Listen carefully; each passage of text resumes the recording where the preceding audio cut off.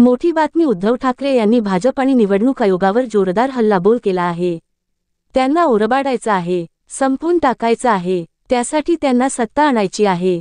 आपल्यावर हुकुमशाही येऊ द्यायची नसेल तर हीच वेळ आहे। निवडणूक आयोगाला परत सांगतो, चुका दुरुस्त केल्याशिवाय तुम्हाला निवडणूक घेता येणार नाही। आम्ही 2 निवडणूक आयुक्तांना भेटलो, त्यांनी राज्य निवडणूक आयोगाकडे जायला सांगितलं।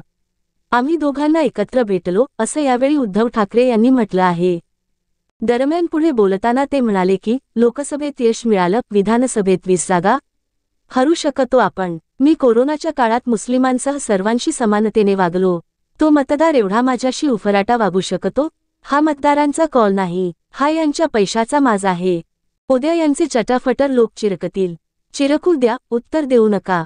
त्यांना त्याचा पगार मिळतो, ते आपल्याला डिस्टर्ब करतात, ते नामर्द आहेत म्हणून आपल्या लोकांना तोडून फोडून आपल्यावर पाठवत आहेत।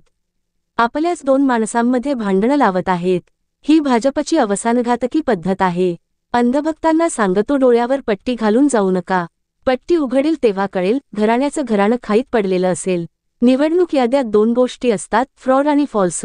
चूक होऊ शकते, पण हा फ्रॉड आहे, असा घणाघात यावेळी उद्धव ठाकरे यांनी निवडणूक आयोगावर केला आहे।